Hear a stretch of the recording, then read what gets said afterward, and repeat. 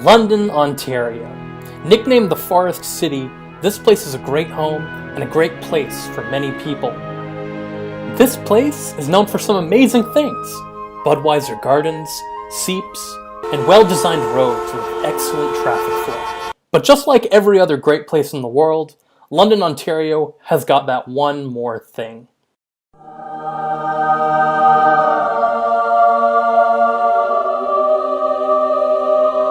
Oh yeah, I'm talking about Western University. Hi, my name's Hans, and I'm a student at Western right now. This semester, I've had the chance to gain a better understanding of a major health issue on campus. In particular, I thought I'd take a closer look at smoking on campus. So let's dive in and get started.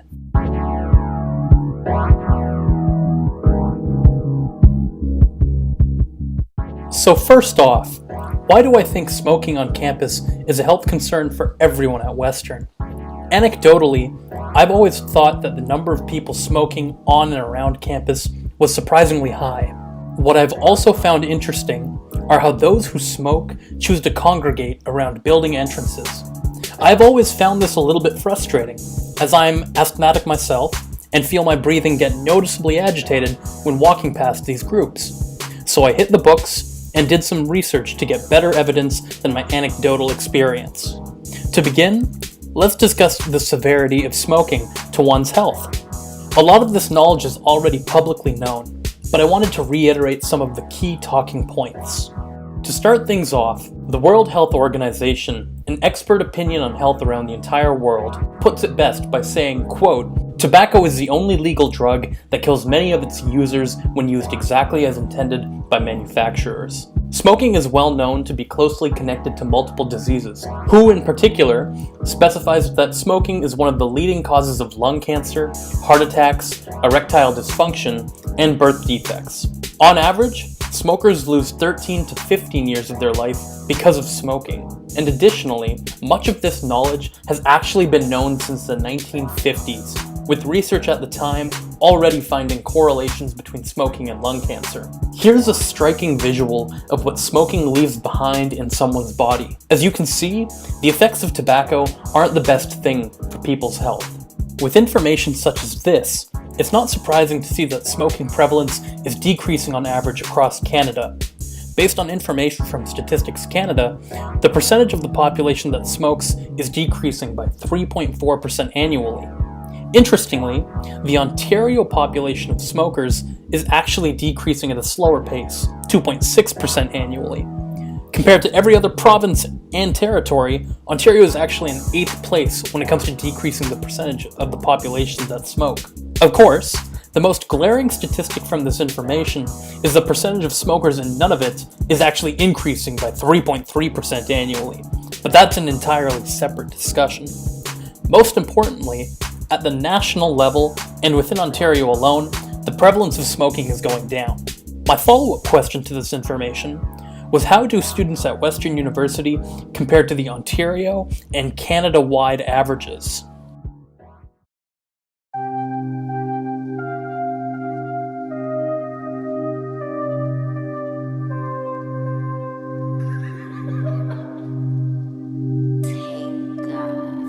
The answer to that question is a little bit better.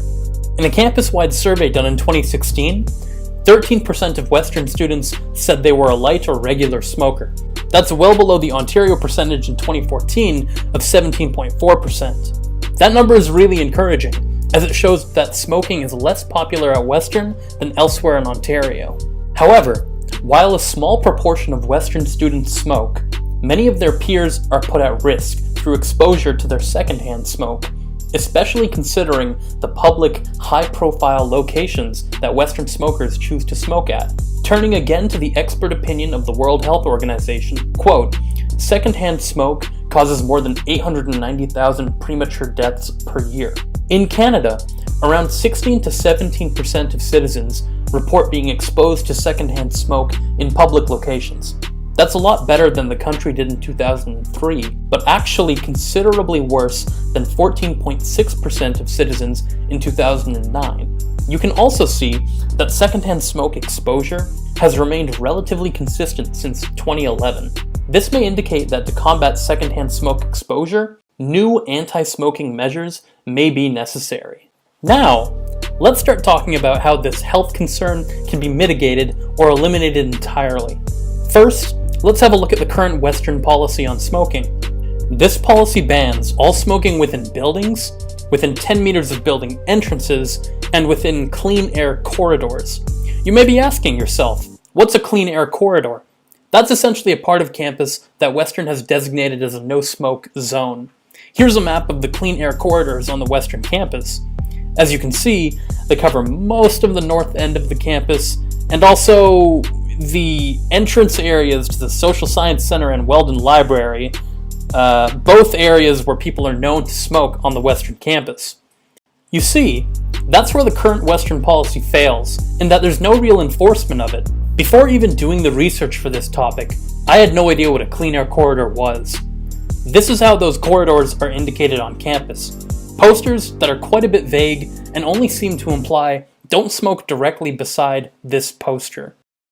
This lack of visibility and understanding really cripples the effectiveness of current Western policy. When it comes to ensuring people comply with it, here's Western's plan for enforcement of this policy. We hope people will comply with Western smoking policy, and when they don't, we hope others will remind them. The problem here is that enforcement solely through hope for a positive atmosphere really isn't very effective. In the same campus-wide survey I referenced earlier, 83% of respondents said that the current policy is only somewhat effective or not effective in protecting people from unwanted smoke exposure. It's because of this lack of enforceability that Western administration is looking to phase in a campus-wide ban on smoking. This change in policy would follow in the footsteps of similar academic institutions, such as McMaster University, who are implementing a ban on smoking on campus at the beginning of 2018. When asked about McMaster's main reason for the change, Dr. Elizabeth Richardson, McMaster's medical officer of health, said, "Stopping tobacco use and not being subject to secondhand smoke help prevent chronic diseases, including heart disease, stroke, and cancer, while improving quality of life." Surveys at Western seem to show that this strategy would also be appreciated by the student body. 79% of students indicated in 2016 that they agreed a move to a smoke and tobacco-free campus at Western would be a positive transition. Personally, I think that this move is a positive one, because for the current Western policy on smoking to work, there would need to be adequate enforcement, and that comes at a financial cost.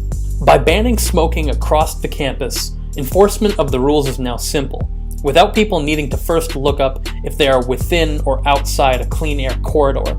Western's ban on smoking will start to come into effect in summer 2018, with smoking being restricted to designated areas. This will be a good way to phase in change over time. During this period, smokers having the most trouble ridding themselves of the bad habit can reach out to various support services run by the administration, such as the Leave the Pack Behind program.